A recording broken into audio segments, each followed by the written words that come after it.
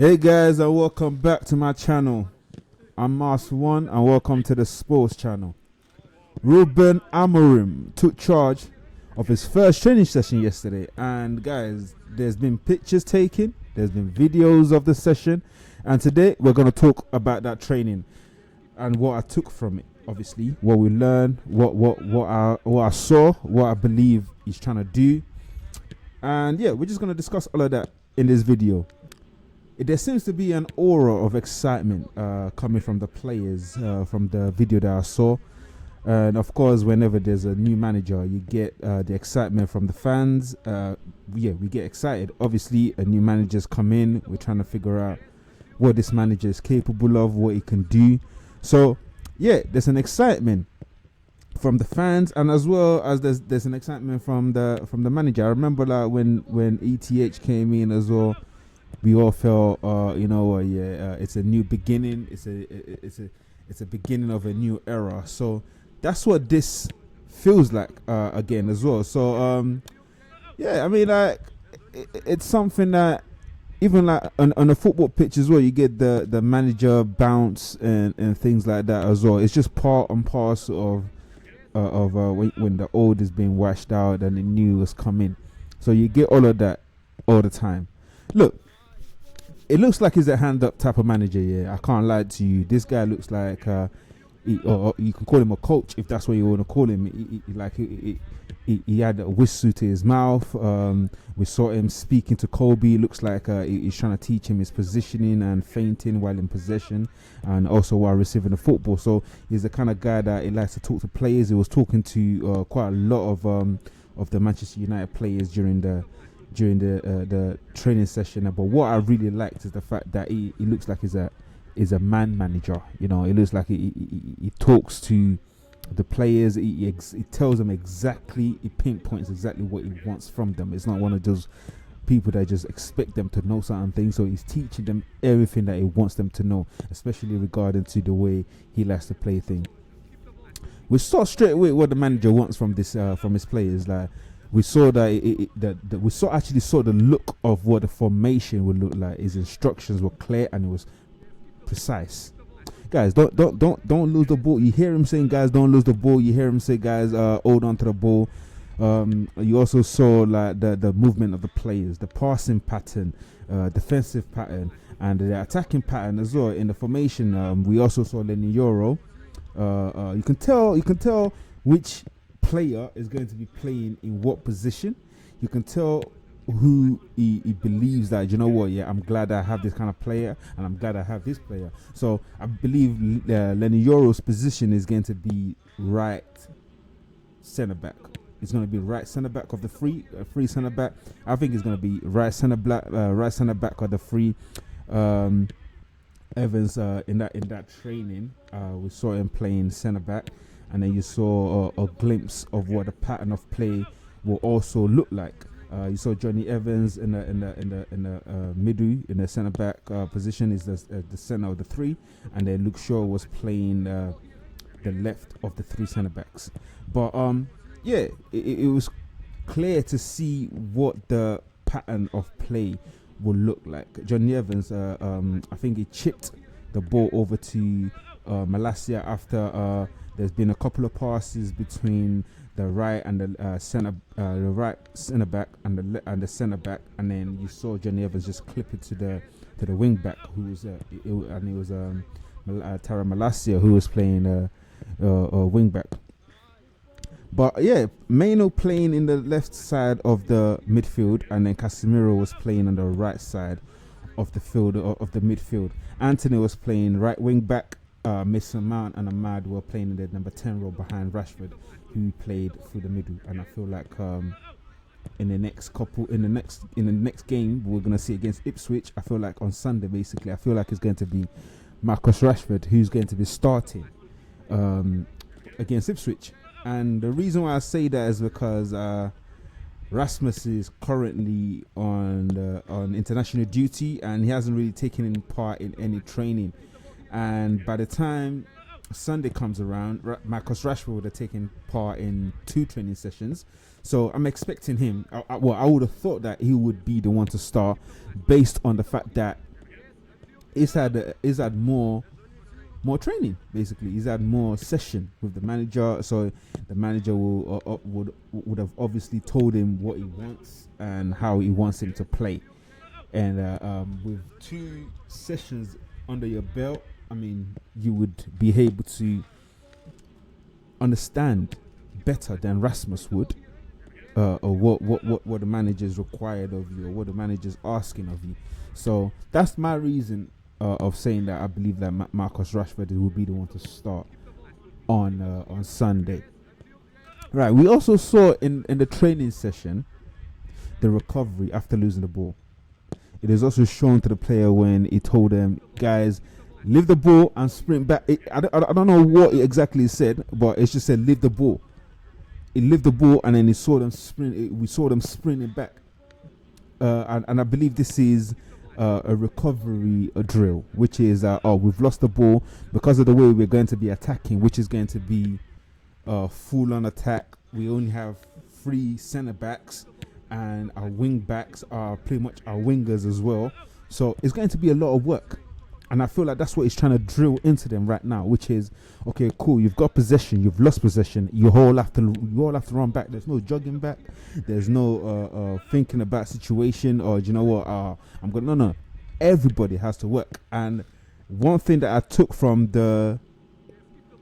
his first interview, which I'm still gonna do. Well, I don't know whether or not I want to do a video on that, but one thing I took from that interview is he said that what makes him special, or what makes the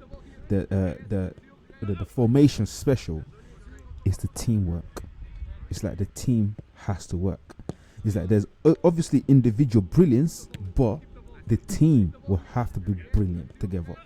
That's one thing that I took from watching that interview. And there's a lot of there's a few more things that he said in that interview that I feel like, you know what, this guy knows what he's doing. He knows what he wants. He knows exactly where he wants to go, and he knows what's gonna get him there. Do you know what I'm saying? And he's also aware that he has to be a good man manager in order for him to be able to express his direction or his decision or his formation to people. So to the players. So I was happy to see that everyone was left the ball and then they sprint back. It was approaching each player individually as well. From what I saw anyway, he was approaching each players individually. He was telling them how to hold their position, turning and informing them of which direction to go when they receive the ball in a certain position.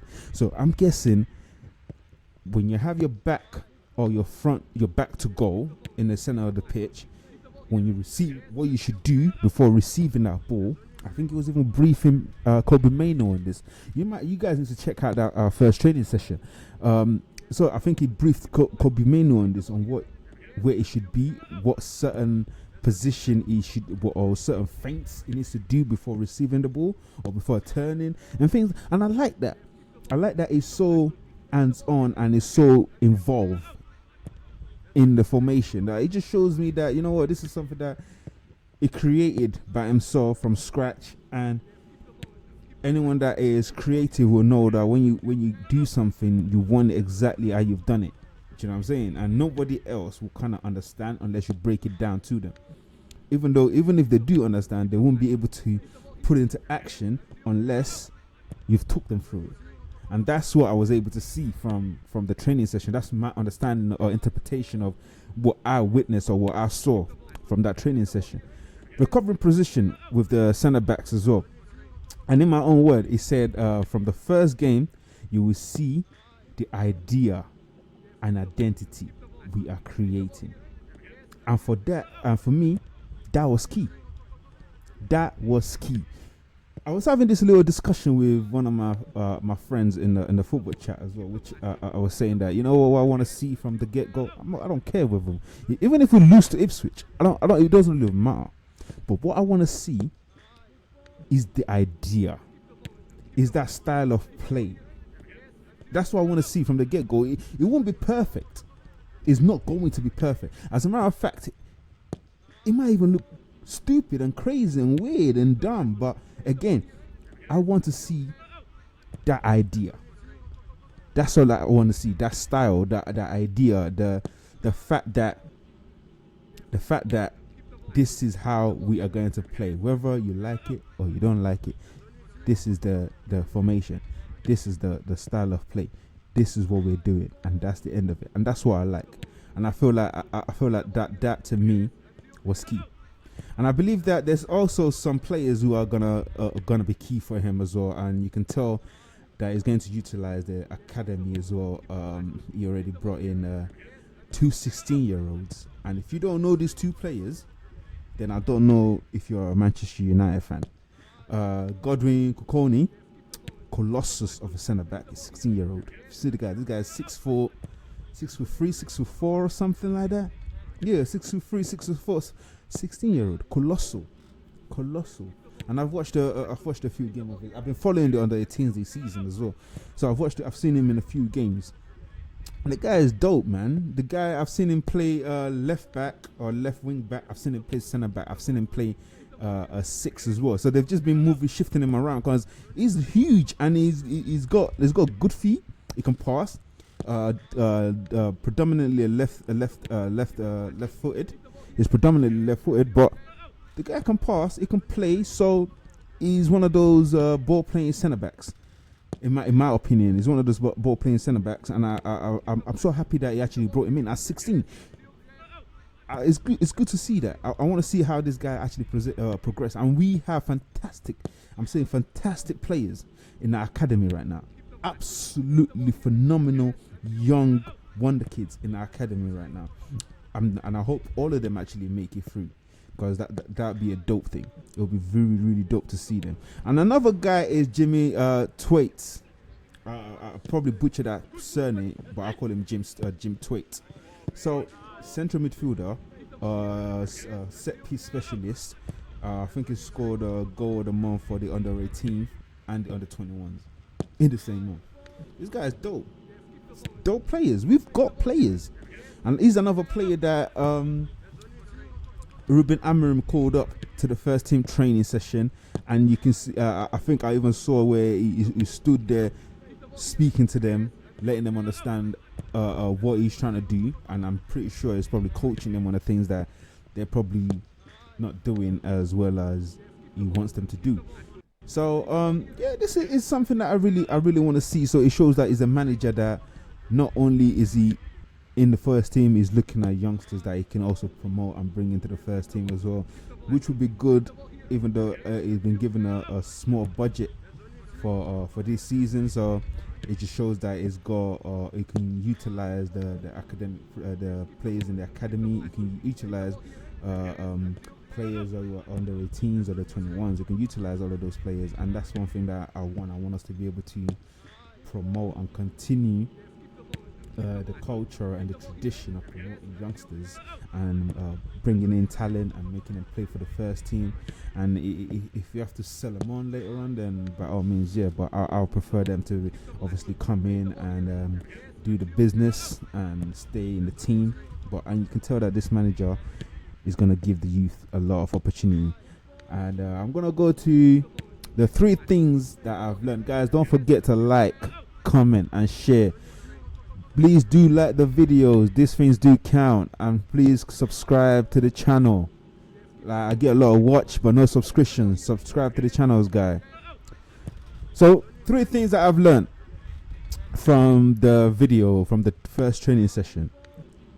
Is very involved with his team. He's very involved, which tells me he's going to be a good man manager, which meaning players with issues will have opportunity to be able to speak to him, and it shows that he'll probably be able to be a bit more of a concerning person, or a manager that actually will put you through the exact thing that he wants from you. He'll tell you exactly what he wants from you. He's a man manager, he's a man coach, so he'll be able to speak to the players, and he's in an age where he's not overly old, so he can still kind of like what's the word I'm looking for?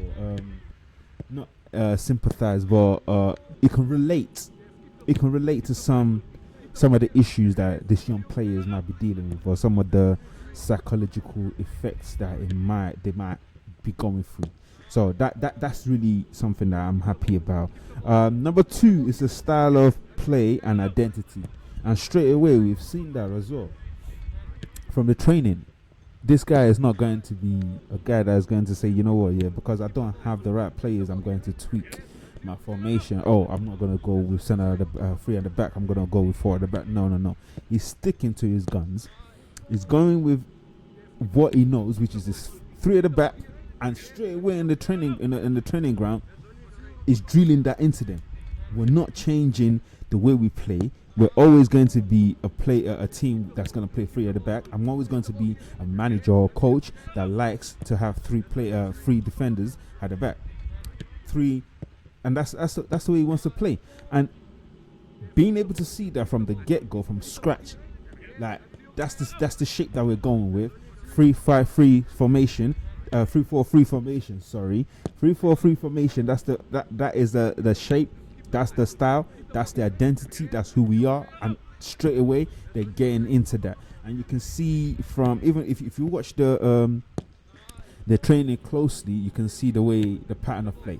Like I said earlier, the pattern of play was there from Len Euro to Johnny Evans in the middle of the centre back to the Luke Shaw on the left, and back to Johnny Evans. Johnny Evans clipped the ball over to Tara Malacia in the left wing back position, and then like those are the passing phases. Those are the passing drills that they were doing. Those are the type of thing that we're probably going to be seeing going forward. But our club, when we do see that, well, like I said, I just like the fact that we're starting the foundation of it straight away. And when we get there, we'll see it. But the fact that we know that, you know what, there's something that we're doing, and it's something that is not changing because, oh, I don't have this, I don't have that. Using everything, all the players at his disposal, using all the tools that he has to make sure that 3-4-3 is what he's going with. And I like that. And finally, the last thing that I saw is work ethic. Boy, do we need that. That put a smile on my face, because we do need that work ethic. And I saw that when they were doing the passing drill. He just told them, leave the ball, sprint back. They were all in position playing, and then blow the whistle. Everyone left the ball. They have to sprint back. There's no other choice. Sprint back, guys. And everybody was sprinting back. Work ethic, working for each other, especially those right wing back and left wing backs. They're gonna have to help the centre backs. And at the same time, when we're in a defensive position, everybody would have to fall into their shape and then work. And if there's a break, everybody has to run back. That is what I want. I want to see that. Even the pressing will come as long as we know that defensively we're good. Defensively we're working. Everybody working, tracking back, following their man. And it was good to see that. Something that Man United we haven't been able to do for a very long time. But it's good to see that, and I want to see this actually transpired in the actual game on Sunday. So that's what I'm waiting for now. I just want to see how that actually works in the game on Sunday. But yeah, so from the first training session, that is what I've gathered. That is the information I've been able to gather from everything that I've seen, and I'm excited, as I should be, and as you guys should be as well. Like I said, don't forget to like, don't forget to subscribe to the channel. I need you guys to subscribe, and most importantly, share with your friends. Comment below as well. And that's it from me, guys. I'll see you in the next one. Take care, guys. Peace.